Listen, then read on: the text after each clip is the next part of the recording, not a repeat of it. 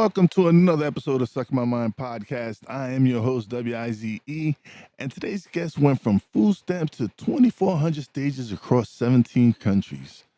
She's an international speaker and entrepreneur who helps people master their message, overcome fear, and turn their stories into profitable, purpose-driven speaking career. She's proof that you can start with nothing, step on the right stage, and change your life. And she's here to show you exactly how to do it. Let's welcome to the Stuck in Mind podcast, Marianne Hickman. Wonderful to be here. Thank you for having me, man.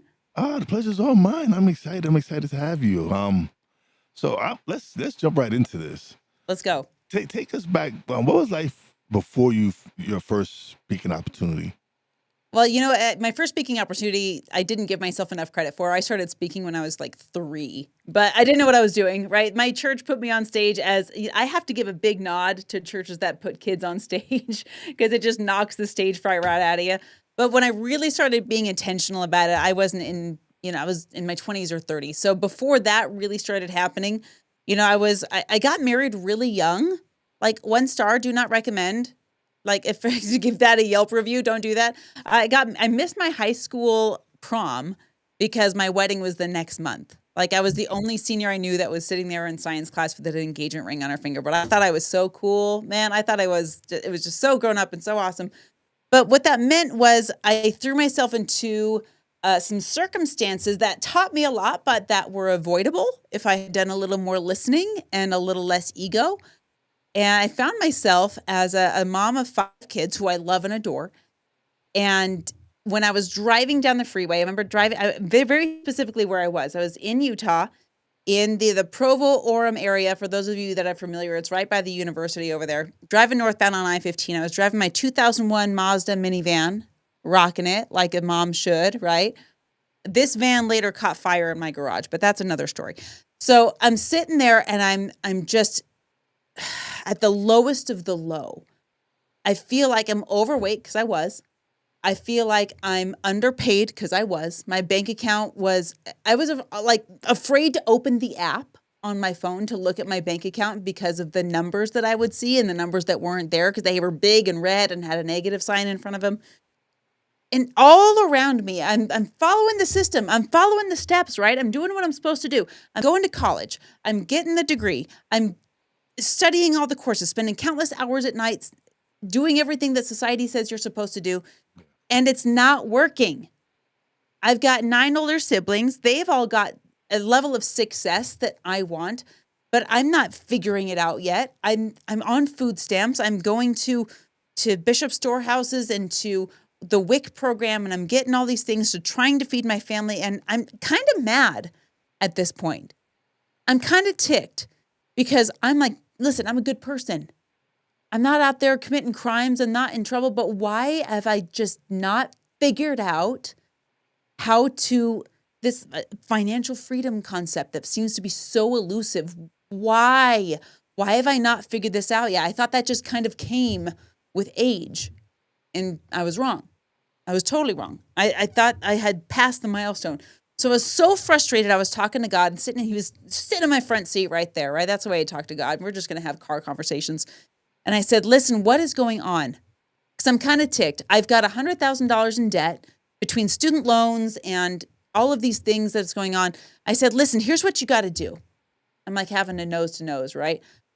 Here's what you need to do. You need to either put a box of $100,000 on my front porch because I know you can, or you need to put me in proximity with someone and tell me who they are that can teach me this money game because I don't know how to play. I don't know what the rules are. I don't know why I'm not winning. What is going on? And I would be lying if I said I didn't check the front porch for the box of money. I imagined in my head be like a paper box, with like cash in it and all of that. And in hindsight, I'm grateful that that's not the way it went down because that's not a sustainable solution. That's not a solution that can repeat itself over time.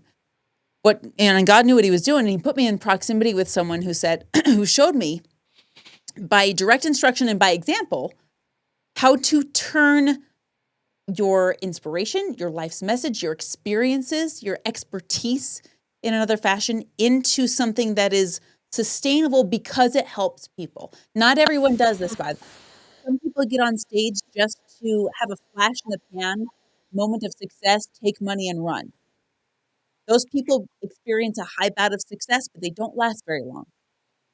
And then they're out either in jail or creating terrible reputations, and they're bouncing up and down.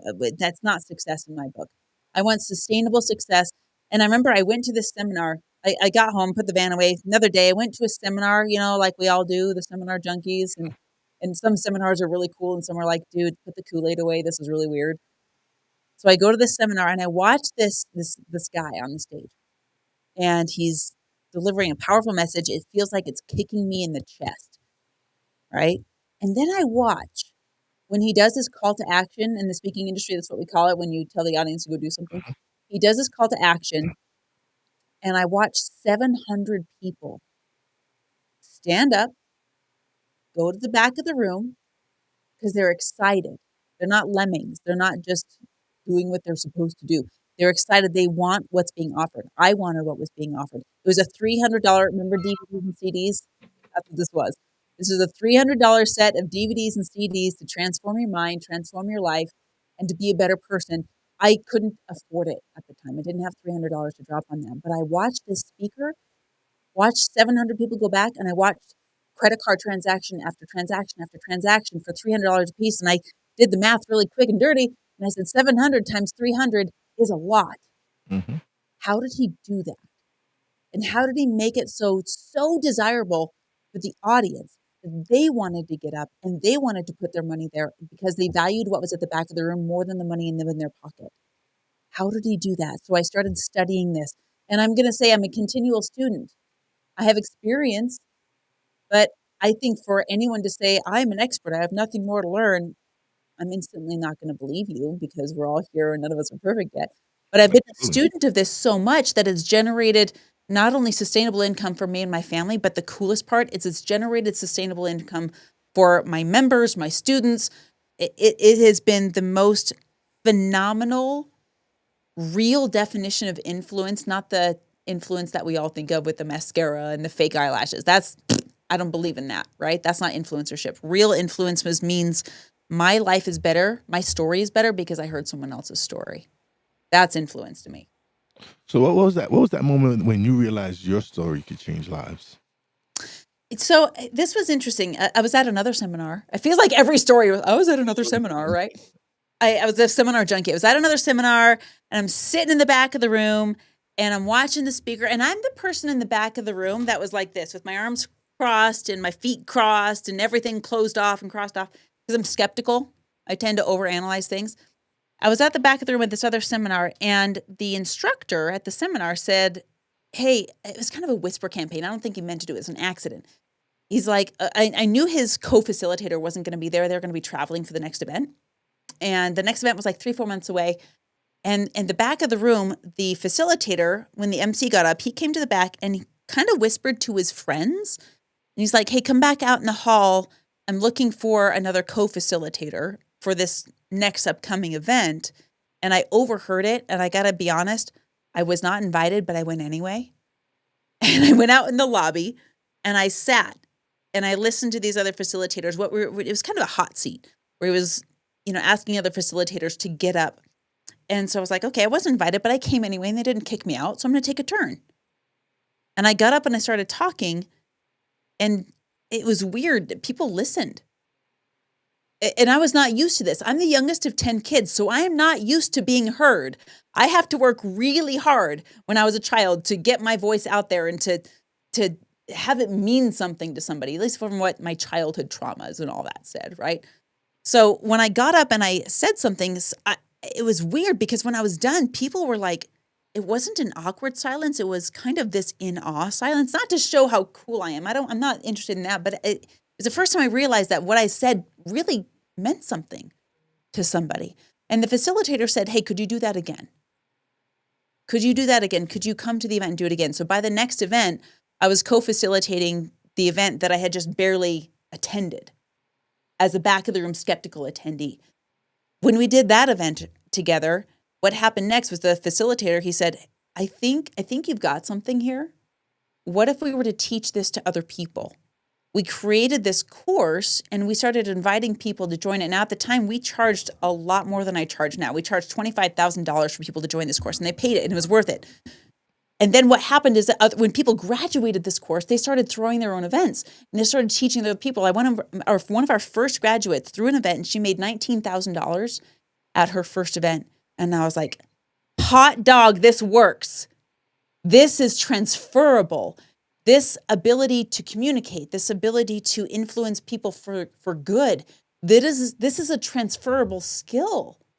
We can teach people how to do this. And if we can teach people how to do this, you know what's cool about that is that you have a message, right? I have a message, but I can't reach everybody. I'm not supposed to. But if I can teach people how to become a facilitator, then they can teach people that I will never reach. Which sounds really altruistic, but I do have an ulterior motive here, okay? So I'm raising 6 kids in this planet, and I don't know everybody that they're ever going to meet.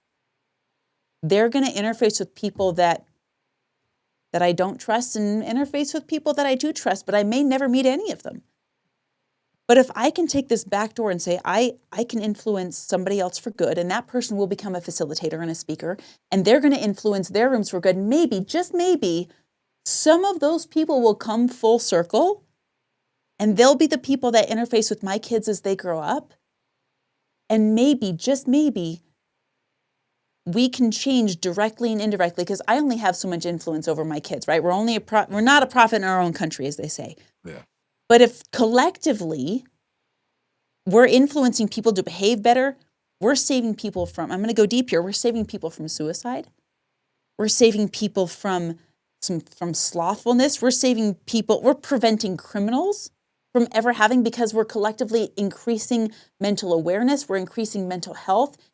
And so that's my detailed way of saying, I just want to make the world a better place. I know that sounds altruistic and cliche, but it's true, because my kids are going to live past me, and I want them to have the best environment that I can possibly make inside and outside my home. So, what fears did you first face when stepping on stage for the first time? What was it like the first time you stepped on stage? How was that?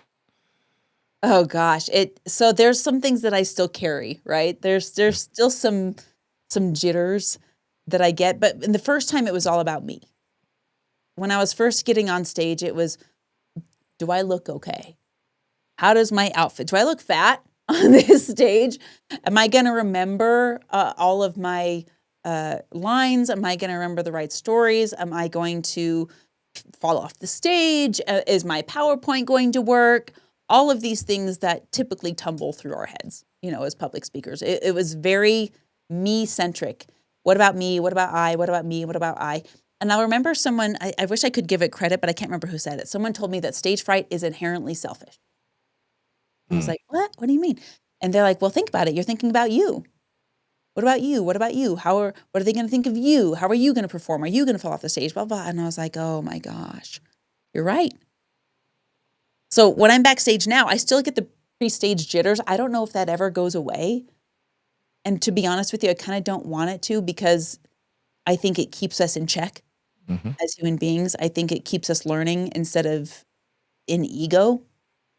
So when I'm in backstage now, what I'm doing is, if I'm in a physical room, I'm literally like peeking through the curtain. I'm sure they can see my nose shining through like that. But I'm watching the audience. I'm watching how they're responding to the speaker before me. I'm watching to see if they're warmed up. I'm watching to see if they're engaged. I'm looking for people that are on their phones in the black holes and not even paying attention, because those are the people that I used to be. Those are the people that I was. So my pre-stage jitters now are not what about me, it's what about them. Am I able to serve them? Am I able to give them what they came for? What do they need? Why did they get babysitters? Why did they take time off work? Dude, I've been in events where people paid their last dollar to buy the plane ticket and the Uber to get there and didn't have any money for lunch. They're that desperate for answers. I've been in events where a mom has come up to me and said, my son is alive today because you saw him and called him out at the last event.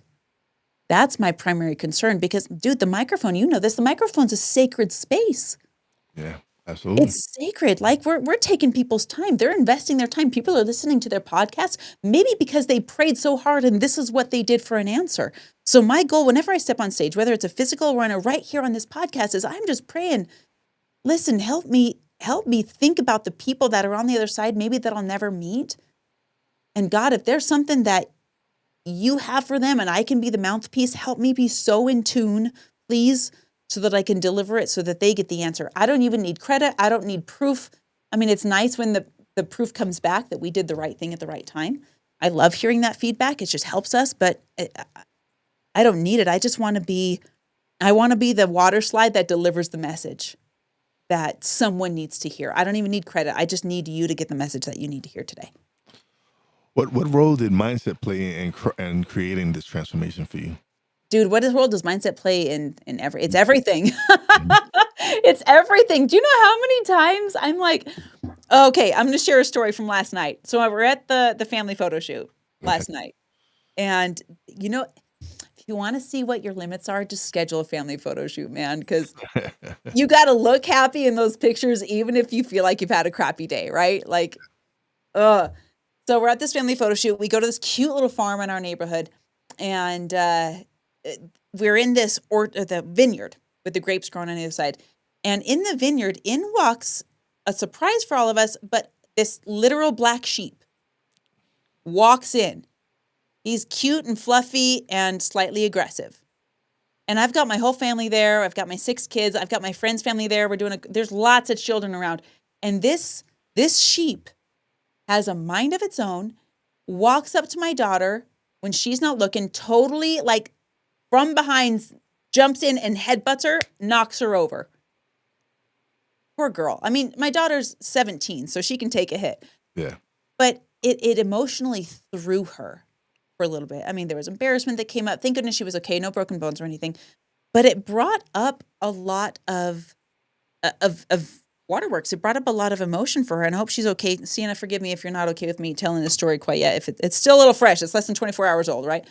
But we talked about it today, and this image came to my mind. And I'll get back to the sheep thing, but I want to paint another picture for you.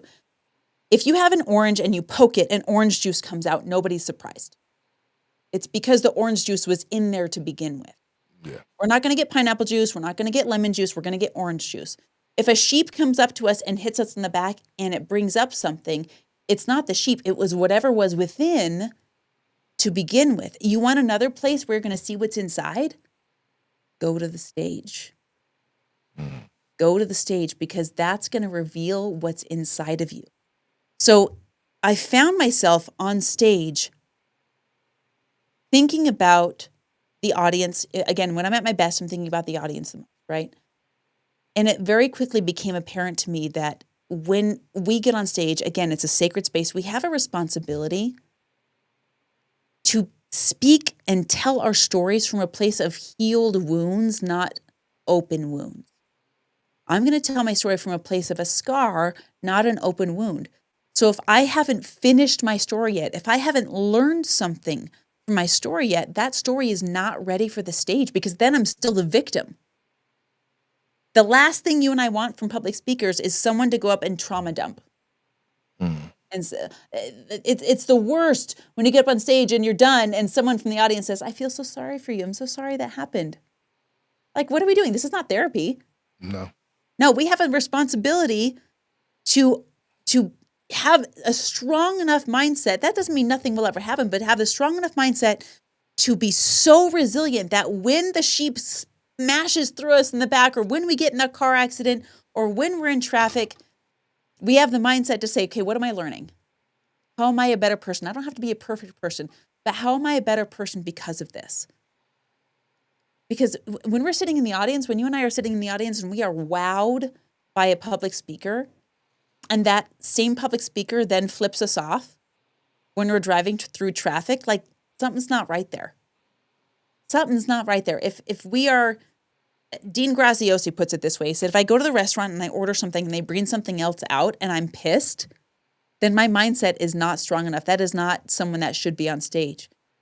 Mindset is everything. It's what turns your story into a lesson. It's what turns your experience into transformation for somebody else. So it's not a requirement for us to be perfect. We just have to be in practice, just like a physician. We just have to be in practice well enough that we can help other people.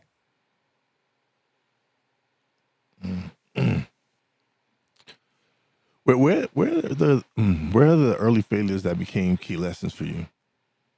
Early failures. Okay, so early failures. Ooh, man, if you want early failures, go back and watch your old keynotes. Most people won't do this, and I get it. It is, as the children are saying nowadays, super cringe or whatever. But watch your old keynotes. I remember watching my old keynotes, and if I go back now, and even my old YouTube stuff, if I go back and watch my old YouTube and I critique myself, I'm like, girl, my body language was so off. I didn't even know who I was. I didn't understand the effect of tonality. I talked way too fast. So there's all these little tips and tricks and tools of the trade. But all of these things are all about becoming a master communicator. It's Yeah, it all takes about time. communication, Yeah, right? it takes time. I'm sure you just didn't come out speaking. It took you going No, on stage and doing it, actually. no, I still mess up all the time. I still biff it. I probably messed up 6 or 7 times just in this episode. I don't know. I'll go back and be like, oh yeah, I probably should have done that different. But I think the biggest mistake is being too hard on yourself. That's the biggest mistake. I was just at the National Speakers Association conference down in Arizona a couple weeks ago. And there was a woman on stage, absolutely incredible. She was so funny. I loved her keynote. It made me think about my keynote, how much more permission I need to give myself to be funny, because otherwise, what are we doing here? And I remember watching her get off stage, and I made a point to go up to her and I said, listen, your keynote personally impacted me. I learned so much about the kind of person I want to be because you got up there and spoke. And I've noticed that. I've noticed that where when I watch certain keynotes and when they interject humor into their keynotes, it makes it so much more entertaining. You enjoy it more because you're like, he made you laugh, but at the same time, they also made you think. So you're actually right. I enjoy that kind of keynote speaker who can come out and yes, they have what they're saying, but at the same time, you're also enjoying their humor. They're just they might crack a good funny joke or something, whatever it is. But yeah, a good humor in a keynote speaker is fantastic.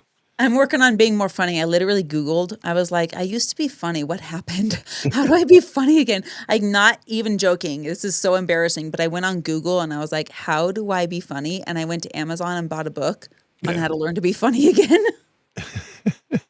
So here I am trying to be funny because you're right. Mr. Rogers said this, when we're having fun, when we're playing, we learn better. Mhm. So why not have more fun? Yeah. Yeah. I guess I think I was watching Dave Ramsey speak, and he cracked the joke, and it was just it was funny, and just, but it made me enjoy what he was saying so much more. Hmm. Yeah, humor is it's quite the state change. And my idol, I wish I could interview him on my podcast. I don't, it's not possible, but one of my idols was Robin Williams. And if you remember any of his movies, he was known for his humor and his comedy and his fun, but what was so beautiful about him as a person, and I wish I could have known him on a more personal level. What was so beautiful about him as a person is that he leveraged humor so much because he was so familiar with pain. Mhm. He was so familiar with trauma, and that's ultimately what took his life at the end. But if you watch all of his films, Mrs. Doubtfire, you watch the Patch Adams, you watch Dead Poet Society, you will see this amazing psychological story arc of the humor and the comedy and the questioning of authority figures and all of these things. And then he talks about real issues. You know, Mm. Dead Poet Society has so much comedy in it, but it also talks about suicide Yeah. and why mental health is so important. And then Patch Adams is talking about, again, all of this humor, all of this funny stuff. But then we're talking about, real issues like aging and physical disabilities. And Mm. same with Mrs. Doubtfire. It's so funny. But then we're talking about blended and broken families and how divorce affects people and how divorce affects children. And he addressed these real issues, but he brought it into such a lighthearted comedy that it made the trauma pill swallowable. I wish I could interview the guy. I'm going to study him post-mortem and see what I can learn and find out. But that comedy element helps us cope with the tough stuff. Yeah. What's your process for helping someone master their signature presentation? Because is that something that someone should have? Is this signature presentation? Yeah, I'd say so. You have what you become known for, but I also say that with a caveat of your signature presentation is really best served when it can always evolve, because we're always evolving. I have met some master facilitators, names that you would know, whose keynotes haven't evolved in 20 years. And you know what? They're super successful, and I can't throw shade on it because I'm not as well known as they are. Clearly, they're doing something that's working. But I also have a massive amount of respect for keynotes that are relevant and current, having to do with relevant things that are happening right now in the news, in society, in culture, because that's what a lot of our traumas are dealing with. That's why people go to seminars. That's what we need help with, is real-time issues that are real life. So yes, you'll have a keynote. You'll have what you become known for. And when it comes to how do we develop that, so there's a framework that I like to give to people. That's a 10-step framework. And what's gorgeous about this framework, it's elegant, is that you can have this framework. It's like a blueprint operating in the background. But when you design your house, yes, you have the blueprint, but then you go in and you pick the drapes and you pick the color of the carpet and you pick the tile and you pick the fixtures and all of these things. You can have the same blueprint, but dress it up differently, suiting the needs of your audience every time, which is so great because you can be in front of any crowd. You can have any topic thrown at you. And if you know your blueprint and you understand the audience well enough, you can put the story where it needs to go. You can put the lesson where it needs to go. You can make the audience participation feed in where it needs to go. You can put the call to action where it needs to go. And psychologically, because we understand how the brain works, it will have hopefully the desired effect if you follow the blueprint. So you have your blueprints, color it in however that room needs you to, so that your audience can get what they came for. Absolutely. So how can speakers turn one-time keynote into an ongoing revenue stream? Okay, this is a really good question. So there's two ways that people get paid to keynote. And the first way is what generally is most often thought of when we keynote, and that's a stage fee. Stage fees are great. There's lots of pros to them. Stage fees are great because you can get paid $5,000, $10,000, $15,000, $25,000 for an hour of work. And that's not really fair to say because you did all the 20 years of experience to lead up to that hour, but that's what they're hiring you for, is that 1 hour of work. And that's really well and good because you fly in or you drive in or you log on, you deliver your keynote, you take the check, and then you're done. You don't have fulfillment after that. You don't have to do follow-ups after that, and that's all well and good. However, I will say that you're leaving 60% of your revenue on the table if that's the only way you're getting paid. If you're amazing at your craft, if you're an amazing keynote speaker, if you move the audience, if you're more than a speaker, you're what I call a facilitator because you're making things easier for the audience. That's what facilitate means. Then your audience is going to want more of you. And they're going to want to work with you after you get off stage. And they're going to want to be around you after you get off stage. And they're going to want to do whatever you're talking about, whether you're talking about how to crochet or whether you're talking about holistic wellness or whether you're talking about how to train dogs or whatever your keynote is about, whatever it might be. Could be any topic whatsoever. The most sustainable and lucrative way to get paid to speak is by having a system where you can go into an association or whoever's hiring you or even throw your own events and you can say, listen, I'll speak for free, but I want to give a resource away to the audience. That makes sense. It needs to be a very natural next step. Right? So when I speak to audiences, a lot of times I have a book of resources I can give away. I can give away my 10-step guide to your keynote. I'll give that away for free. I'll give away my podcast database so you can go get stages and whatever the audience needs. And then what happens from there is that when you keep feeding your audience, they're going to say, okay, great. For example, so I give away my podcast database, right? Give it away for free. Go to the database, find podcasts, apply, get booked, and I give it away. And usually what will happen is that people will come to me and be like, okay, So I went through this database. It takes a lot of work to go in and apply and get seen. Can you just do it for me? You have a team that can do it for me? And I'm like, yeah, sure, we can do that. It's $150 a month. Sure. And then I'm bringing in clients because they asked me. This is the coolest part. I'm not having to do like beg and plead, please become my client.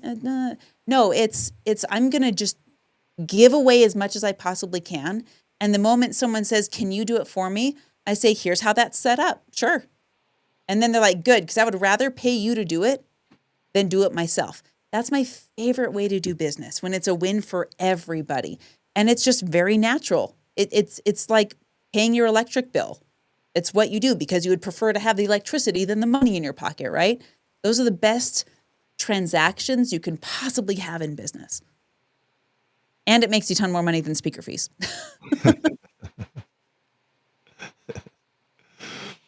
For people terrified of public speaking, where should they start? Like how should they start? What should be something they should do? First of all, get the reps in, because it's really hard to be scared of something that you're really used to doing, right? So here's your assignment. If you're really afraid of public speaking, I want you to go live on your favorite platform, whether it's LinkedIn, Instagram, TikTok, whatever your favorite platform is, and start a live video and go for 2 minutes. And then be done. It doesn't matter what you talk about. You can talk about your expertise. You can talk about what you had for dinner last night. Just get visible and practice using words in front of other people, because if you want to speak more, you have to speak more. Crazy, huh? So go live for 2 minutes and do that every day for the next week, and then every day for the week after that, and then every day for the week after that, and do it for 30 days. And I promise you, if you get the reps in every day for 30 days, just going live for 2 minutes, speaking is going to become way easier for you because you're used to it. I'm gonna do that. Even though I do my podcast live 3 times a week, but I'm gonna challenge myself to go, because I've always said, yeah, I'm gonna do TikTok live and I'm gonna do Instagram. I'm gonna challenge myself to do for 30 days to at least 2 minutes a day on TikTok. Just do it 2 minutes. 2 minutes is so easy. Even if no one shows up. No one showed up to my first keynote. That means no one saw me mess up, which is fine. Just do it anyway. Well, what does authentic and impactful mean when it comes to monetizing a message? Oh, that's authentic and impactful. I know. Okay, so we have really gone really far away from what influencer really means. I mentioned it before. Like, I'm not about the limp, plump, and fake lashes. I have had fake lashes. There's nothing wrong with this, ladies. If you want it because it saves you time, go for it. But it's not mandatory to be beautiful, okay? So influencer today, and today's definition, it's hard to find an influencer. They do exist, but it is hard to find an influencer who has authenticity, because we are not paid for authenticity. We are paid for trends. We are paid for popularity. That's what typically brings in the social credit score. And when I say paid, I'm talking in terms of social credit score, right? But it's the same thing. It usually hits a flash in the pan and then you're done. What pays long term is what you mentioned: authenticity, vulnerability as part of it. I'm willing to get on stage even when I'm imperfect, because that's all I will ever be, right? And being really genuine, admitting struggles. There's still things that I struggle with. And for any of us to pretend that we don't have anything we struggle with, run the other direction. If you ever have a mentor or anyone that you admire or look up to say, I'm not dealing with limits anymore, I'm like, who do you think you are? This is the skeptic in me coming back. Like, who do you think you are? You don't have any limits. You stopped learning? You stopped growing? I'm going to run the other direction, because I'm not done learning and I'm not done growing, and my mentors darn well better have mentors. Yeah. So when it comes to authenticity, and like I mentioned before, there's stories that are ready for the stage and there's stories that aren't ready for the stage. The issue that I have is telling a story not ready for the stage that you think is ready for the stage. I'll give you an example. So let's just say, and I'm going to make up something hypothetical here. Let's just say that I got divorced. I've been divorced before. That's real. But in this hypothetical, let's just say I got divorced and I'm still blaming my ex-husband for things. I'm pointing the finger of blame. It's his fault. He was such a blah, blah, blah, fill in the blank. Anyone that's ever been divorced, we've all been tempted and we've all probably indulged in the finger pointing and the blaming and so forth. But if I'm getting up there and I'm saying, hey, listen, I'm so good because it was their fault, that lacks humility. That lacks growth. That in my divorce scenario, we were both at fault. I lacked self-respect. And that's a big deal. I lacked the ability to,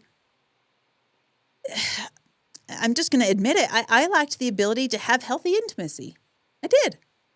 In the relationship that is no longer a thing, I lacked the ability to hold self-respect boundaries. I was a doormat. I was not good at being who I knew I should be. I was not setting a good example for my kids. Man, it's hard to say lack of self-respect can be so bad, but it is. It can be so expensive.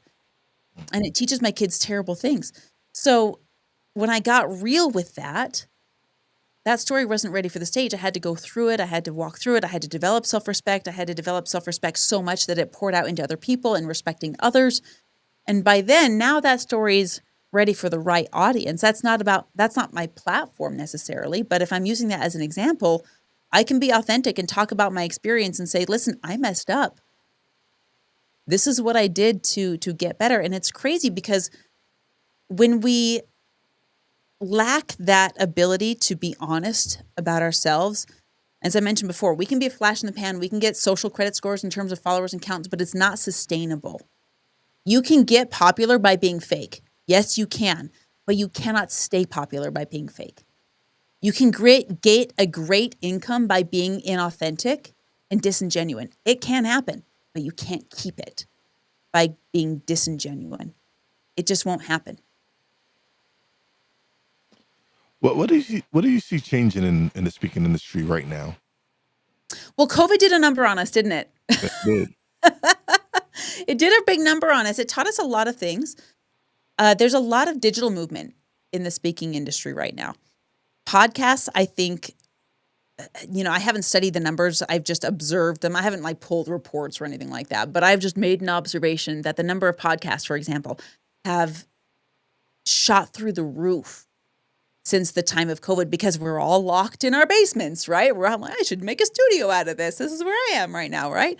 Anyone can do a podcast, which is really cool. So that's done a lot of good for speakers because it allows conversations like this to happen. Mm-hmm. We can get on a digital, I don't have to drive anywhere. I don't have to get on a plane. I don't have to do any babysitting beyond hey, honey, can you watch the kids for a little bit? Right? That enables a lot more stages. And what that does is twofold. One, it's never been easier for speakers to get stages, but that has pros and cons because it means a lot of stages probably won't last because it's never been easier.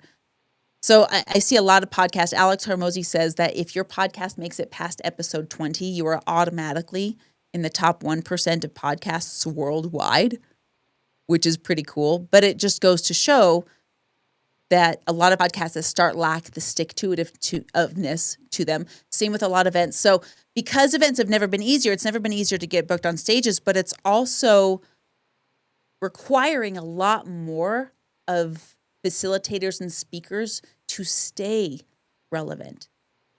It's requiring a lot more of us as hosts to stay. It's easy to start. It's not easy to stay. And that's beautiful because it makes those of us that have been around for 50, 70, 100, 2,000 episodes to maintain that longevity or maintains credibility with our fan base. So that landscape is changing for speakers. I would say a lot more digital stages are becoming available. And we are now, because we are allowed to gather once again, physical events are becoming a lot more accessible. They're becoming a lot more common. And again, because we're there, the quality, because it's so easy, the quality is varied. So we as human individuals, we need to become a lot more discerning as to which events deserve our time, not just as speakers, but as attendees as well. So we need to be more critical of where we put our time, energy, and effort. And we can only be critical if we know what our goals are. And then we can stack the event, either as an attendee or as a speaker, up against our goals and say, does this match? And that's the question that we should be asking no matter what the landscape looks like. Does this fall in alignment with my goals? And if it doesn't, do something else. So how can someone stand out in a crowded speaking market right now? Well, one, longevity. If you want to stand out, just keep going. That's number one thing. Number two is to become more of who you are. And here's what I mean by that. I don't know if you remember back in high school chemistry, the periodic table. Yeah. Remember that? Periodic? Okay, it's a pretty general, commonly used thing. Okay. So someone put it this way for me. It was really crazy. They said, I'm going to get scriptural for a second. I hope that's okay. That's fine. So when Jesus said, be ye even as I am, a lot of us are like, well, that's intimidating because you're perfect and I'll never be. So what do you mean by that? Someone put it to me this way. They said, okay, go back to the periodic table. You take a look at gold over here on the periodic table. Then you have helium over here on the periodic table. Then you've got oxygen over here on the periodic table. Do you think oxygen is over looking at gold and being like, man, I wish I was gold. Wish I was like shiny and not oxygen. And I wish I had different number of electrons. No, that's not happening. No, we're not wishing to be something else. Oxygen is most volatile, powerful, and valuable when it is pure oxygen. Same thing with helium, same thing with gold and silver and freon and iron and all of these elements. They are the most powerful, valuable, and volatile when they are in their purest form. So if you want to stand out as a speaker, become the purest version of you. Don't pretend to be anybody else. When I train my facilitators, I'm not training them to speak like me. I'm training them to become a more pure version of themselves because that's when they're most valuable. So if you want to be funny, be funny. If you want to be serious, but be really good at it. If you want to do the splits on stage, do the splits on stage. You can't be anyone else. No one should be walking around trying to be Tony Robbins. Guess what? He's taken. Yeah. The world can't handle more than one of him. You should be working on being you. And it's funny because I have a bunch of friends that they do their podcasts are more entertainment, so they have more celebrities. They get to speak to all these other, and I'm like, oh man, that sounds so dope because they're interviewing well-known celebrities, and I said, damn, I wish I could do the numbers. They're like, okay, yeah, we're doing some great numbers, but we want to do what you're doing because you're talking to people that are making impact. Yeah, we're talking to celebrities and all this, but you're speaking to coaches, you're speaking to entrepreneurs.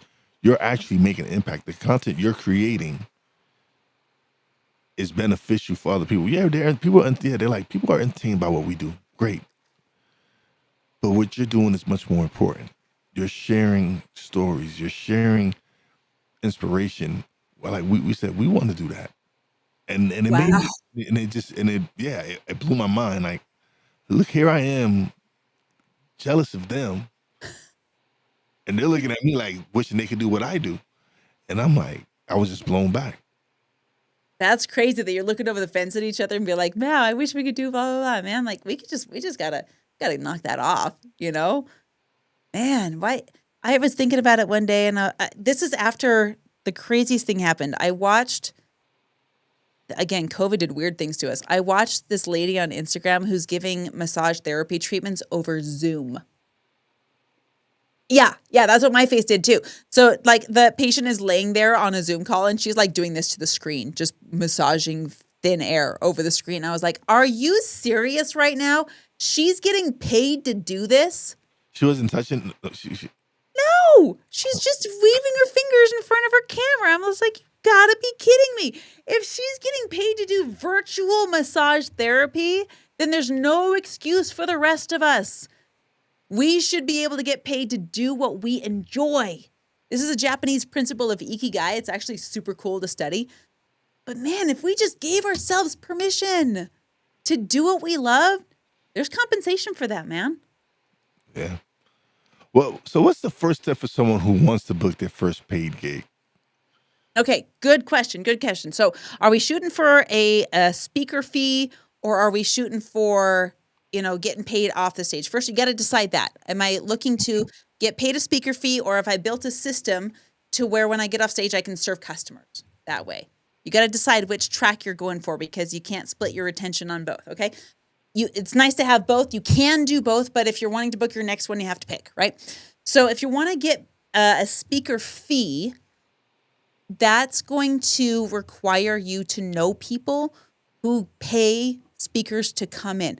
So I would say there's a resource of speaker bureaus. However, I would say they are very difficult to get into.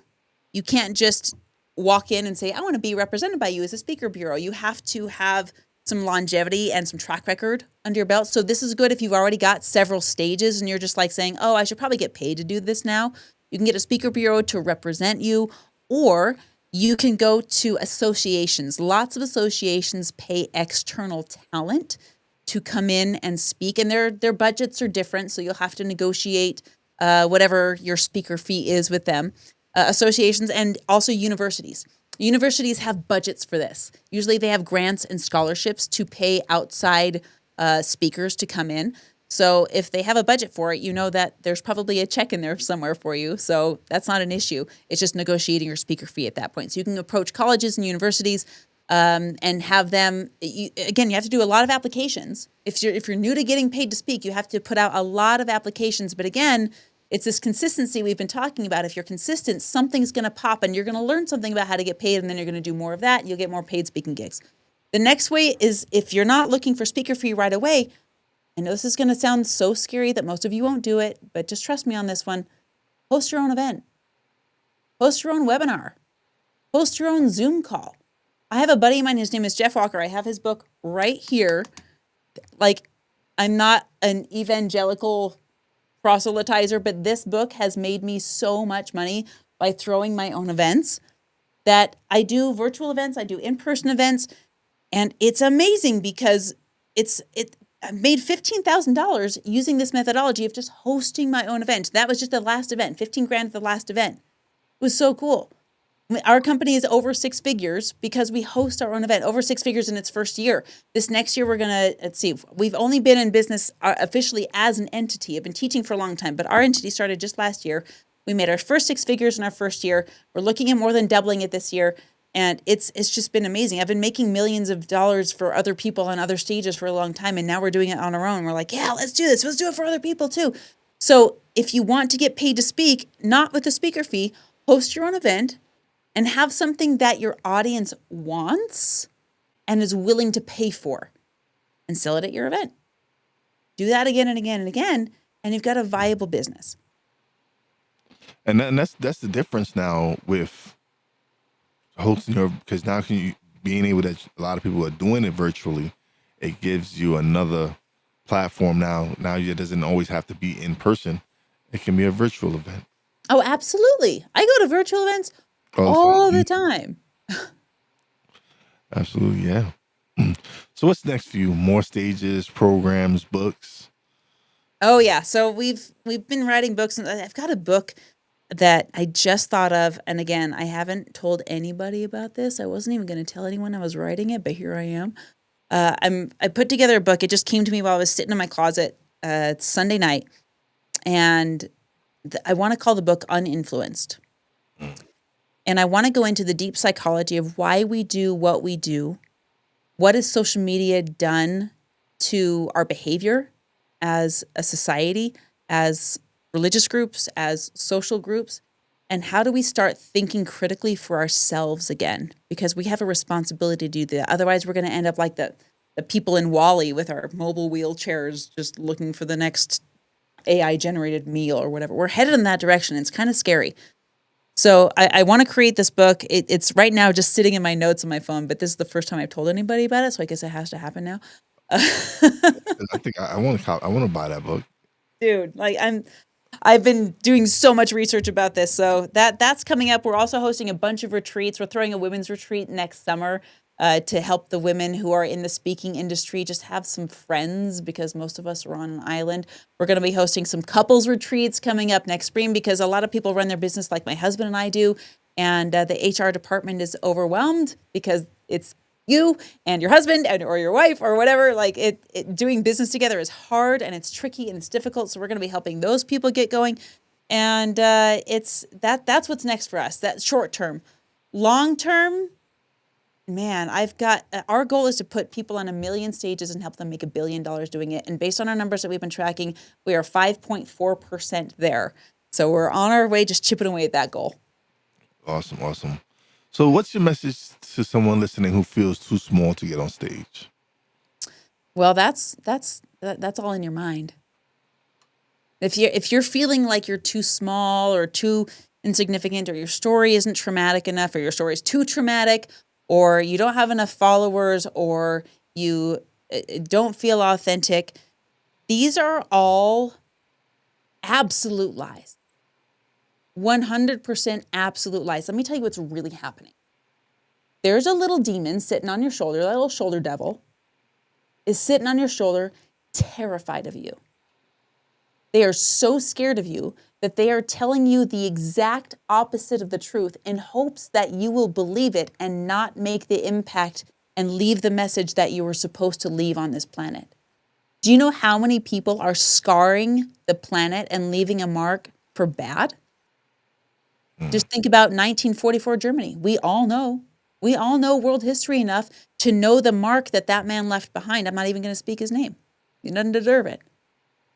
If that man can make that much of an impact, why shouldn't you? You have no excuses. And the cool part is that little shoulder devil, he's an idiot. He's stupid because he's telling you the exact opposite of the truth. So if you think you're too small, guess what the truth is? You are freaking larger than life, and you're being told that lie to keep you thinking something else.